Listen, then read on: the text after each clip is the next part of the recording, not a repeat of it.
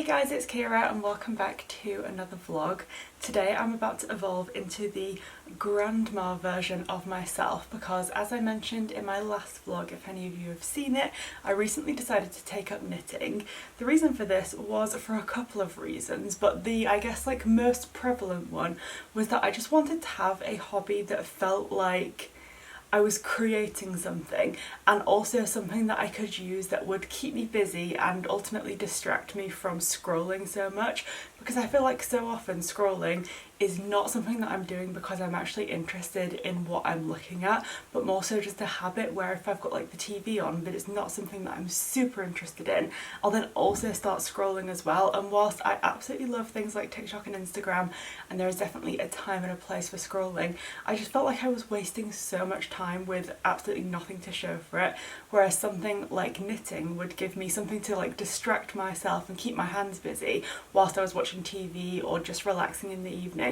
But it felt like something that was a little bit more wholesome and productive, and ultimately just a little bit less of a brain rot activity than scrolling. So I decided to start knitting, and I also just felt like it would be really nice because I love creative things, but I've never been particularly talented in terms of artistic side of creativity, and whilst I appreciate that for a lot of people, it's just not something that I'm particularly good or talented at. Whereas what I liked about the idea of knitting was that obviously there is a huge creative aspect to it, but equally it's very logical. You're following a pattern and just learning specific stitches, and then once you can kind of build all of those things together, you can create something really beautiful, but it also doesn't require your personal creativity to envision the end product, if that makes sense. You can just follow the steps that end up with something really cool, and it's creative, but it's not painting or drawing where you have to have an innate creative skill. So it seemed really appealing to me in that respect. I also just love knitted things, so all in all it felt like a great hobby for me. And all that to say that I took it up recently, and it just so happened when we were in York last weekend that we saw an ad in a sewing and knitting shop for a yarn festival that's taking place this weekend. Apparently it's quite a big deal in the knitting world. I obviously don't really know because I'm very new to this, but essentially it's very local to us, so it seemed like too good of an opportunity to pass up, because I've been learning knitting on a scarf because it felt like such a simple pattern to follow and just get to grips with all of the basic stitches. But I'm sort of getting ready, fingers crossed, to start an official project, and I'm between either a jumper or some socks, or possibly both, because they'll both be using quite different skills and different needle sizes, so I could definitely sort of have them both on the go at the same time.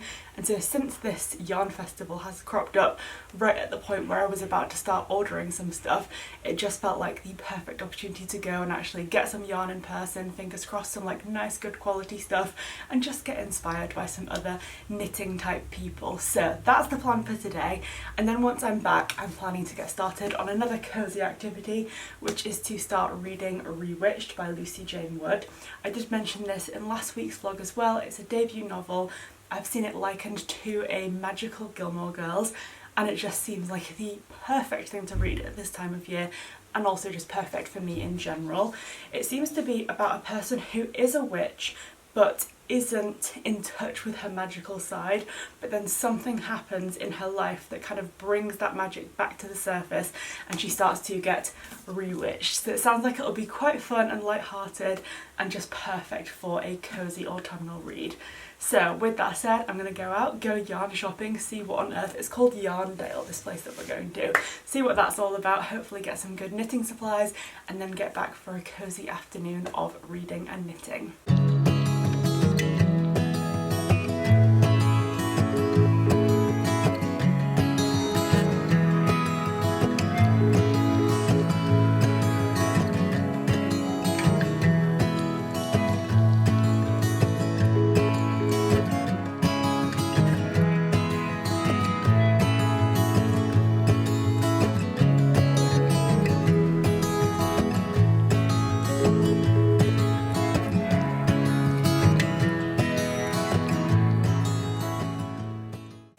Back from Yarndale, or as I have personally nicknamed it, Yarnageddon, because it was the wild west of knitting out there. I had no idea how busy this place was going to be. I kind of knew that it was going to be popular because the leaflet where I'd seen it advertised said that it had won awards as like one of the best yarn festivals, but then equally yarn festivals seemed like something that was quite niche, so to be the best of something in that category didn't really tell me a huge amount about like how good or how popular it was going to be. But it was wildly popular, so busy, and there was so much going on. Obviously lots of people selling lots of yarn and other knitting and crocheting equipment. There were people selling like their own hand knitted things like scarves and jumpers and socks and things like that. There were workshops and talks, and it was just so wildly busy. A little bit overwhelming, to be honest, but also such a fun like head-first entryway into the world of knitting. And it was really nice to be able to see like so many cool products and also just like so much inspiration for hopefully what I'll be able to turn out in, you know, however many months it takes me to get to grips with this skill. But it was a lot of fun, and I also unexpectedly walked away with a couple of books, not specifically from Yarndale, but I did end up popping into a charity shop nearby and found 2 copies of Harry Potter. So not books that are new to me, but covers that are new to me, because I picked up the Chamber of Secrets and the Prisoner of Azkaban in the like original cover designs, which I just think are such a beautiful and nostalgic cover art that I just really wanted them. I came to Harry Potter the books later in life, you could say. I grew up absolutely loving the films, like with my whole heart. I was obsessed with the Harry Potter franchise. It was my comfort movie series. I watched those films so many times, but although I grew up reading and loving books, I was never a fantasy reader, which is ironic because I am now loving fantasy. But as a child that just wasn't really my thing, so I was content to just watch the films and enjoy the series in that way. But then when I joined BookTube, or maybe had just started watching BookTube, so this was probably like, I want to say maybe 2017, 2018, I started seeing people talking about the books more and doing rereads of them, and I decided finally when I was at university to get myself a copy of the books and to read the series, and it turns out I enjoyed it just as much as I enjoyed the films. Surprise surprise. So I obviously got a full collection of the books, but it is in like a new cover art. I didn't get any of the originals because they were no longer in production, but I have gradually started to pick them up when I see them in charity shops. So these 2 were together in Oxfam Books today, and they were £2.98 collectively. I think they're like, what, £1.49 each, which is such a bargain, and I just think that they look really lovely, so I couldn't say no to them. And that was, let's be honest, one of the only affordable things I bought today, because boy oh boy is yarn expensive. I had no idea, and obviously thinking about it now, it makes sense that you do pay for quality, and there were some incredible, like gorgeous, soft, hand spun, hand dyed, like really special like skeins of yarn which just looked absolutely gorgeous. But were I to have bought a full sweater quantity of those specific yarns, I would have been spending £100 or more just on the raw materials for that garment, which, as someone who's still very much learning the skill of knitting, I didn't feel I was quite ready to drop that much money on a single garment yet.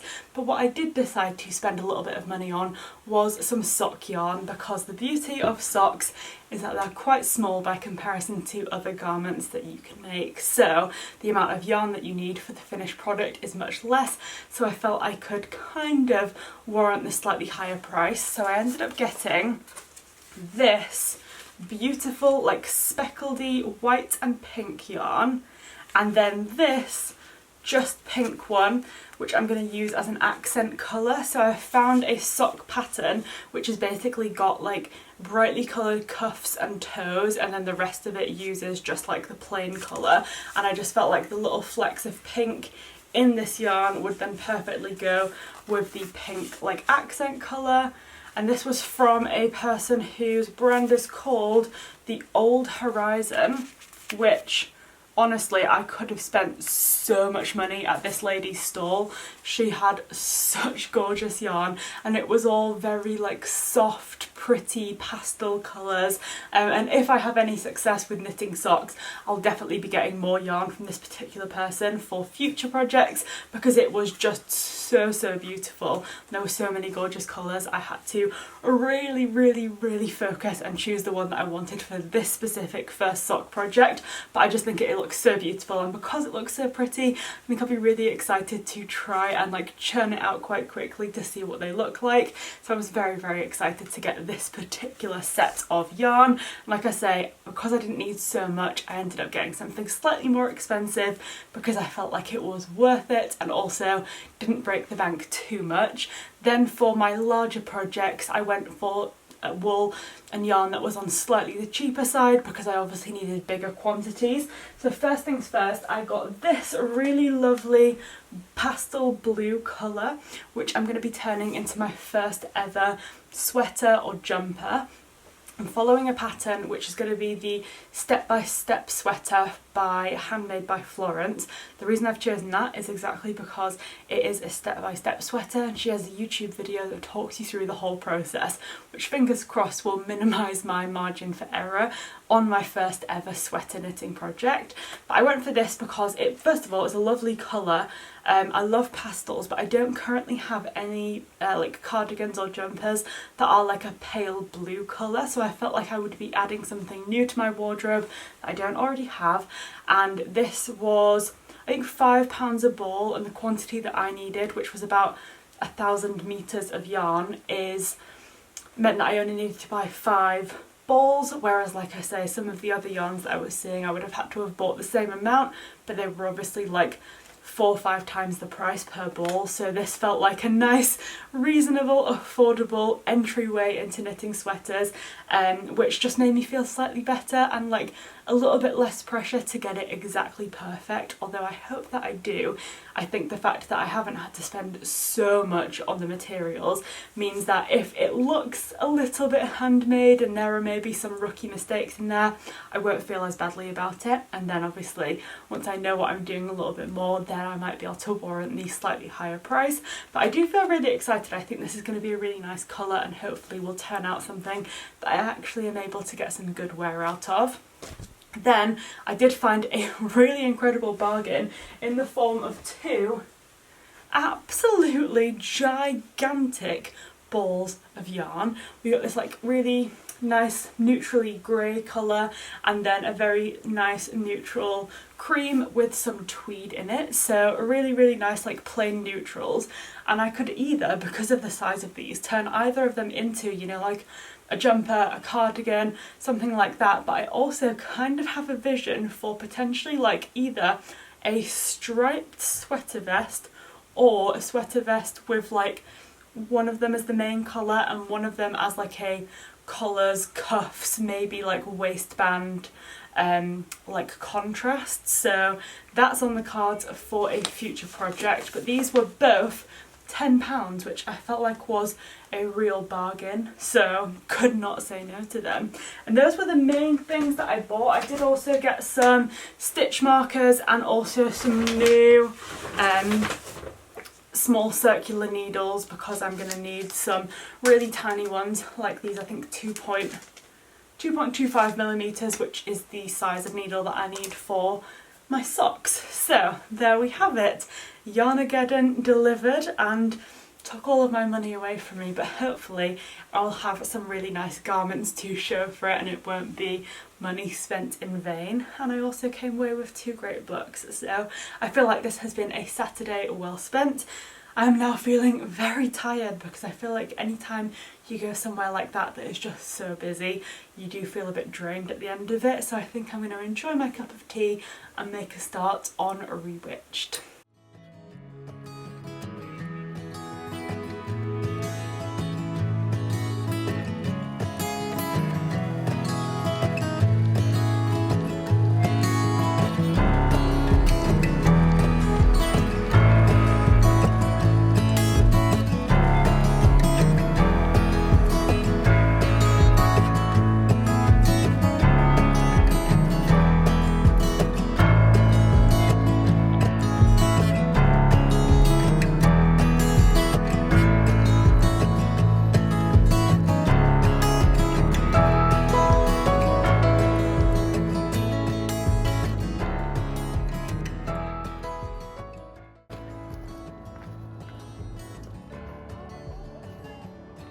Oh, nice. Show it me, Kira. I know, I see it. Oh. There's like a baby one that's not been damaged. Oh, yeah.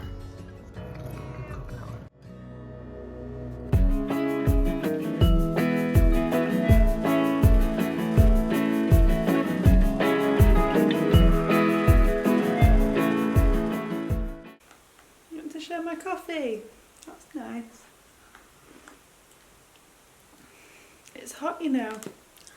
I said it's hot, you know. You're so crazy. I swear you're a dog just masquerading in cat form. Anyone else have a cat that is literally such a scavenger? Like Raymond is fed very, very well, might I add, but he will literally stop at nothing to try and get anyone else's food and drink, and now he's sitting right in front of the camera. That's very nice of you, Raymond. If I put this coffee down, I know he's going to try and drink it and burn himself, which is not what we want. But anyway, we're just about to try and do some reading, but since Raymond has disturbed us, shall we have a little chat and then I'll get back to reading. Do you want to come and sit with me rather than in front of the camera, maybe? How about that? Okay, there we go. So, on the subject of hot drinks, I feel just as passionately about drinking that coffee as Raymond does, because quite frankly, I was just thinking to myself, if I lived in the unlikely circumstances of a world where each person was only allowed like one luxury item, I think the item I might have to choose for myself would be a kettle, because quite frankly, there is just nothing that a hot drink doesn't either solve or make better. You're feeling tired, you have a coffee, you immediately feel so much happier. You're having a good day, a hot chocolate makes it even better. You feel like you just need a calming moment to yourself in the middle of a busy work day. A hot cup of tea just makes you feel so much better. I just feel like there is nothing that a hot drink does not improve, and so I think if I had to choose, I'd say goodbye to all of my other items and I would hold on to the humble but absolutely extraordinary kettle, because I just can't imagine a world where I'm not having a hot drink every, I want to say like probably every 2 hours at minimum. I've put the kettle on, so there we go. But anyway, it is now Monday after work. I've just finished the work day and I'm very controversially having a 4 p.m. coffee. I know some people refuse to touch it after midday. I don't really feel like caffeine has that much of an impact on me, but I do just love the taste. So I'm enjoying a lovely afternoon coffee. And I thought that we would talk a little bit about Rewitched. I'd hoped to read more of this book this weekend, I can't lie to you, but between the yarn shopping on Saturday and then on Sunday, me and Jay ended up going for a 13-mile walk. I just feel like I didn't end up having as much free time as I anticipated, but I am really enjoying this book. It is very cozy vibes and I'm excited to read more, because I feel like I'm currently only about, let's say, do not touch that coffee, young lady. I'm currently on, I've just lost my page, this is a disaster. Do we say,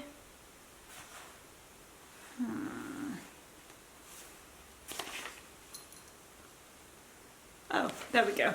I'm currently on page 105, so I'm actually further than I expected, but I'm probably only about a third of the way into the book, if that so far, so it's very much just setting things up, and the part that I'm at now is finally starting to pick up in terms of action. But we basically have this main character, Belle, and she is a witch, but is very much not in touch with her witchy side. She uses magic, but in more of a ambient, kind of taking it for granted sort of way. She's not really actively engaging in magic or using it for anything particularly exciting. She's just kind of like plodding along, using it here and there, but she isn't like super in touch with it.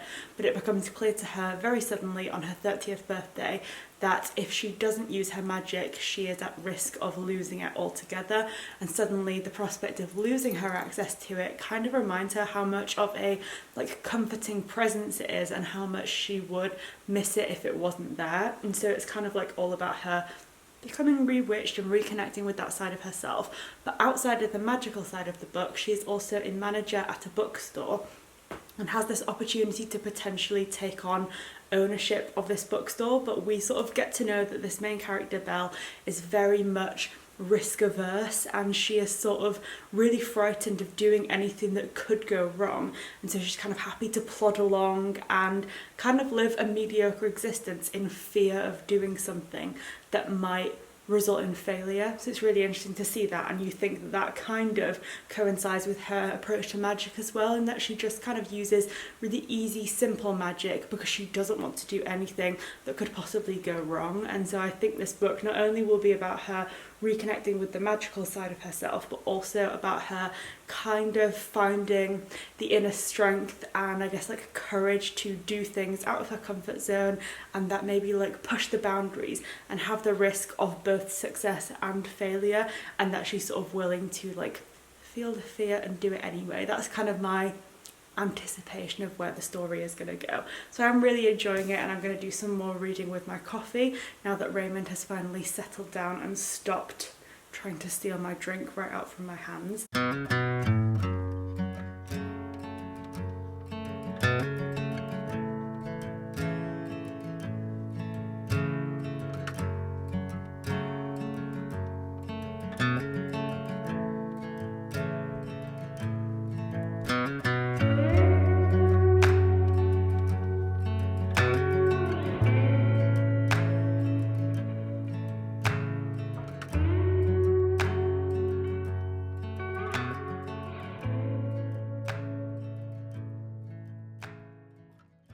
So I'm just at my mum's house at the moment because today is my sister's 21st birthday and we are just about to go out for afternoon tea, which I'm so excited about.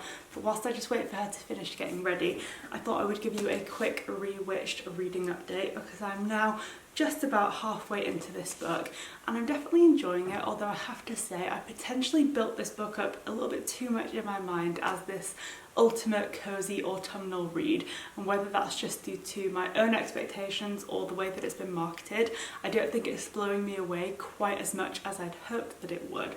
But it is definitely a nice, fun, cosy and enjoyable read, and I will say that I think it had a bit of a slow start, but now at the point that I'm at, it's definitely starting to pick up pace a little bit and become a little bit more action-filled and exciting, which I feel like I'm definitely enjoying, possibly because I've recently just read so many fantasies that are so action-filled that something like this, which is a little bit more slow and meandering, just feels even slower by comparison. But I am definitely enjoying it.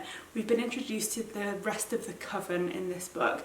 Specifically, there are two witches at the top of this coven that are kind of in charge of the whole operation. And in my mind, I don't know if anyone else has read this book and how you're picturing these two witches, but one of them I'm picturing kind of just exactly like the fairy godmother from Cinderella, and the other one, they're kind of like a good cop, bad cop vibe. I'm not picturing like any kind of magical creature, but instead as the woman who runs the like rival daycare in Daddy Daycare, and I can't help but picture her exactly like that. So she's very like stern and not very likable, then the other one is such like an old lady, kind but a little bit mischievous vibes, and I'm definitely enjoying their two characters. But yeah, hoping to read some more of this book later on today. I do have a day off today, obviously for my sister's birthday, which is lovely and hopefully should give me a little bit of extra time for reading. But aside from that, it is time for afternoon tea.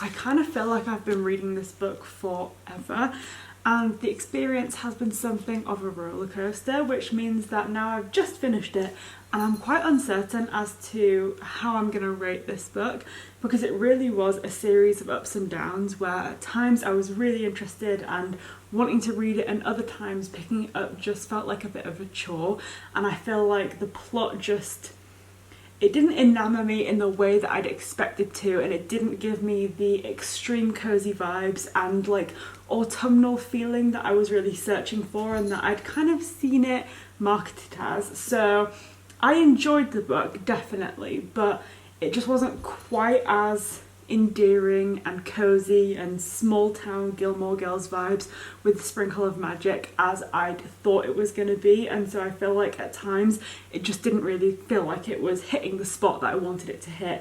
But I think the second half of the book was definitely more interesting than the first.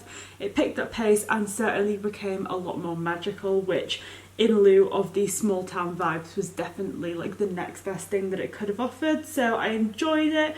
It just didn't quite hit the mark or meet the expectations that I'd had for it. So I'm feeling like it's probably going to be just like a solid 3 stars. I'd kind of like hoped that this was going to be a bookish version of Gilmore Girls, in the sense that it would be the sort of book that I'd want to return to every autumn, in the same way that I have some like festive Christmas books that I love reading every single Christmas, and I just don't feel like this is necessarily that book, which is a shame. Don't want to put anyone off of reading it, but maybe just go in with slightly different vibes, because it's set in a city and I don't know where I'd seen that it was Gilmore Girls vibes, or if I've just completely made that up, in which case it's entirely my own fault. But I just feel like I'd gone in with a certain set of expectations that weren't quite met, but it was a nice book nonetheless. And like I say, some of the characters, especially in the second half, are really, really lovely. There's one character in particular called Artorius that I just absolutely loved. So there are definitely some highlights, but it just wasn't quite what I'd hoped for. But I finished it, so that is wonderful nonetheless. And now I'm going to be starting my next read, which is Intermezzo by Sally Rooney. Not in this vlog, because I feel like I've probably talked to you for long enough, but I have a work trip next week, which means a train journey down to London. I'm going to bring a pair of socks that I've just started knitting and this book, and they will definitely keep me entertained on the journey. And I feel like this is probably the first time in a long time, if not ever, that I've just read back-to-back new releases. It's quite rare that I actually get new releases, so the fact that I've got 3 this autumn is kind of wild. So it seems fun to finish off the trilogy of new releases with a Sally Rooney nonetheless, and I'm hoping to enjoy it a lot more than I enjoyed her last book, because her first 2 books are just exceptional in my opinion, but I didn't love Beautiful World, Where Are You anywhere near as much. It was actually not that enjoyable in my opinion, so I'm hoping that this one will come back around and be a hit, but we'll have to wait and see, and the only way to find out is of course by reading it. So thank you so much for watching this vlog. I hope you enjoyed hearing about my thoughts on Rewitched, as well as all of my new knitting inspirations and whatnot. But next time will be all about Sally Rooney, and my cat is currently trying to pull my hair out of my head. So on that note, thank you so much for watching, and I'll see you next time.